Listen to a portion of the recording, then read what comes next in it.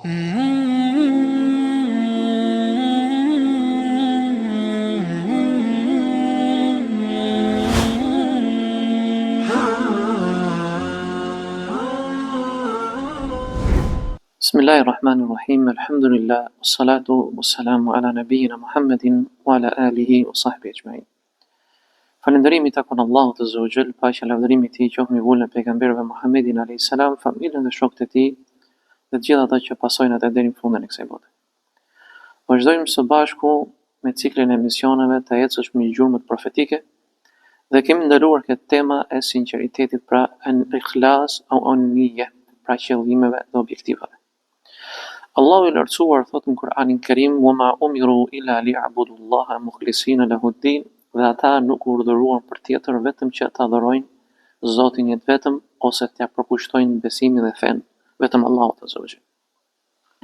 Ka dashur autori që ta nisi me këtë ajet kuranor për treguar se origjina e gjitha adhurimeve dhe që kanë pasur popujt përpara nesh ka qenë e njëjta gjë që i ka ardhur Muhamedit alayhi salatu wassalam, pra që i gjithë përkushtimi dhe adhurimi ti përkushtohet vetëm Zotit subhanahu wa taala. Prandaj besimtari dhe besimtarja duhet ketë qëllim vetvete të arrijë kënaqësinë e Allahut Azza wa Jall dhe jo kënaqësinë e njerëzve apo qëllime të caktuara që kanë në jetën e tij. Në hadithin e Umar bin Khattabit, pejgamberi sallallahu alaihi wasallam thot: "E kam dëgjuar sami'tu Rasulullahi sallallahu alaihi wasallam yaqul innamal a'malu binniyat wa bi riwayatin binniyya", me të vërtetë veprat janë sipas qëllimit, wa innama likulli imri'in ma nawa, dhe çdo njeri do të ketë të arrijë atë që ka për qëllim. Faman kanat hijratu ila Allahi wa rasulihi, dhe kush e ka hijretin e tij, emigrimin e tij për hir të Allahut dhe dërguarit të tij, fa hijratu ila Allahi wa rasulihi, atëherë hijreti dhe emigrimi i tij do të jetë për hir të Zotit dhe dërguarit të tij.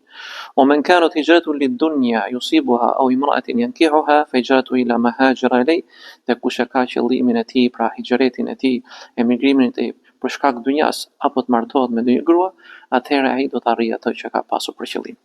Në këtë ajet pejgamberi, në këtë hadith pejgamberi sallallahu alaihi wasallam na ka treguar që veprat janë sipas qëllimeve. Çfarë ka për qëllim njeriu apo ka objektiv, ai atë do të arrijë. Prandaj neve si besimtar, në sjelljet dhe veprat tona duhet jemi të kujdesshëm për të arritur qëllimet tona dhe veprat tona. Dhe të jenë ato të përkushtuara vetëm ndaj Zotit subhanahu wa taala.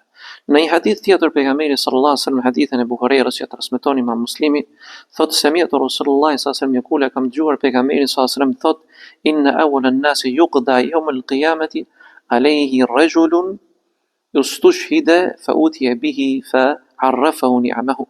Pra një nga njerëzit që do të gjykohet në fillim nga të parë në ditën e gjykimit është një person që ka rënë dëshmor. Do t'i paraqiten atij veprat dhe punët e tij. E do t'i thuhet: "A janë këto veprat e tua?" Do thotë: "Po, këto janë mirësitë dhe veprat e mia." Dhe do t'i thotë Allahu Azza wa Jall, do të pyetë: "Çfarë ke bërë me to?" Pra çfarë ke bërë me këto vepra? Thotë: "Fa qataltu fika hatta ustushhidtu." O Zot, unë kam luftuar në rrugën tënde derisa rash dëshmor. I thotë Allahu Azza wa Jall: "Qad kadhabta", ke gënjur, "walakinaka qatalta lian yuqala jari'un." Ti ke luftuar dhe ke rënë dëshmor për të thënë që ti je trim, je guximtar. Faqad qila, i thuhet, pra çfarë i thuhet? Thumma umira bihi fasuhiba ala wajhihi hatta ulqiya fi an-nar, dhe më pas urdhërohet të hidhet, të tërhiqet zvarri nga fytyra e tij dhe të hidhet pra në zjarrin e xhenemit. Wa rajulun ta'allama al-ilma wa 'allamahu wa qara'a al-Qur'an, dhe më pas do të vihet me një person tjetër i cili e ka mësuar diturinë, e ka lexuar Kur'anin, fa'utiya bihi fa'arrafahu ni'amahu fa'arrafaha, dhe më pas vihet me të dhe i paraqiten atij punët e tij, veprat e tij, i paraqiten atij punët e tij dhe veprat e tij dhe i thuhet: "A i njeh këto vepra, këto punë?" Thot: "Po, i njoh ato." Dhe thot: "Ta'allamtu", kam mësuar o Zoti im dhe ka lexuar Kur'an për hir tënd. I thuhet: "Qad kadhabta", ke gënjur, "walakinaka ta'allamta al-ilma liyuqalu laka 'alimun", tashmë ti ke mësuar që të thonë për ty se je dietar, apo qara'tu al-Qur'ana yuqalu laka anta qari'un, apo e ke lexuar Kur'anin sa që të thonë për ty që ti je një lexues i mirë. Faqad qil ma qil, pra u thuhet ajo çka i thuhet. Thumma umira bihi fasuhiba ala wajhihi hatta ulqiya fi an-nar, dhe më pas merret zvarr me fytyrën e tij dhe hidhet në zjarrin e xhenemit. Wa rajulun wasa Allahu alayhi wa ataahu min asnaf al-mal kulli. Dhe më pas vjet me një person të cilën Zoti ka dhënë nga të gjitha të mirat, pra nga pasuria dhe shumë gjëra në këtë botë. Fa utiya bihi fa arrafa ni'ama fa arrafa, dhe i paraqiten atij mirësitë dhe punët e tij dhe i njeh ato. Dhe i thot, çfarë ke punuar? Madha alimta fiha? Pra çfarë ke punuar? فقال ما تركت من سبيل تحب أو ينفق في أن ينفق فيها إلا أنفقت فيها لك. O Zot, nuk ka qenë do një diçka apo në një rrugë që ti ke dashur shpenzoj në të dhe unë ka shpenzuar atë pasurinë time për çfarë?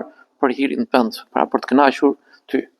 Dhe i thuhet, ke dhepte, ke gënjyer. Walakinnaka fa'alta liyuqalu huwa jawadun, ti e ke bërë një vepër të tillë për treguar se joja ti e bujar, pra njerëzit thonë për ty që ti e bujar. Thumma umira bihi fasuhiba ala wajhihi thumma ulqiya fi an-nar, dhe më pas merret, urdhërohet, pra dhe merret dhe triqet zvarr me fytyrë dhe hirët zjarrin e xhenemit. Pra në këto hadithe tregohet që besimtari duhet të jetë shumë i sinqert në veprat e tij, në qëllimet e tij, në objektivet e tij, ai duhet të arrijë vetëm kënaqësinë e Zotit subhanahu wa taala. Në hadithin tjetër an ibn Abi Kabsha al-Anmari radiyallahu anhu thot annahu sami'a Rasulullah sallallahu alaihi wasallam yaqul, ai ka dëgjuar pejgamberin sallallahu alaihi wasallam të thot thalathatun uqsimu alayhinna wa hadithukum hadithan fahfadhu. Tre gjëra betohem në Allahun në to, do t'ju flas pra këtë hadith profetit, prandaj ruajeni, mësojeni ato. Qala ma naqasa malu 'abdin min sadaqatin, nuk pakësohet pasuria e robit për shkak të sadakas që e jep. Wala dhulima 'abdun madhlamatan fasabara 'alayha illa zadahu Allahu 'izzan, dhe nuk është dikush që është bërë padrejtësi dhe duron për padrejtësinë që është bërë, vetëm se Zoti subhanahu wa taala do t'i shtojë atij kënaqërinë. Wala fataha 'abdun babun mas'alatin illa fataha Allahu 'alayhi babu faqrin, dhe nuk është dikush që kërkon lyp tek njerëzit, vetëm se Allahu subhanahu wa taala çfarë do t'i hapi atij dyrën e fukarallakut. Wa uhaddithukum hadithan fahfadhu, do t'ju them një hadith profetit alayhis salam, prandaj ruajeni atë, mësojeni mirë atë. Qala innama ad-dunya arba'atu nafarin, innama ad-dunya li arba'ati nafarin. Me të vërtetë kjo dunja është për 4 persona. Abdun razaqahu Allahu malan wa ilman, ai njeri i cili Zoti i ka dhënë atij pasuri dhe dituri, fa huwa yattaqi fihi rabbahu, dhe ai me këto gjëra i friksohet Zotit tij. Wa yasilu fihi rahimahu, dhe i ruan marrëdhëniet farefisnore me to. Wa ya'lamu lillahi fihi haqqan, dhe njeh të drejtat që ka ndaj Zotit tij. Fa hadha fi afdalil manazil, ky njeri do të jetë në pozitat më të larta tek Zoti subhanahu wa taala. Wa abdin razaqahu Allahu ilman wa lam yarzuqhu malan, dhe një njeri i cili Zoti ka dhënë atij dituri, por nuk i ka dhënë atij pasuri. Fa huwa sadiqun niyya, dhe ky është i sinqert në qëllimet dhe objektivat e tij. Yaqul law anna li malan la'amiltu bi'amali fulan, sikur unë kisha pasuri, do të veproja si ai i pari i cili kishte dituri dhe pasuri dhe shpenzoi atë në rrugën e Zotit subhanahu wa taala. Fa huwa bi niyyatihi fa ajrahu ma sawa, dhe kështu ai me qëllimin e tij të sinqert, pra i cili do të vepronte si personi përpara tij, pra ai çfarë është i sinqert, thot Allahu azza wa jall, do të ketë shpërblimin si personi që ishte përpara tij.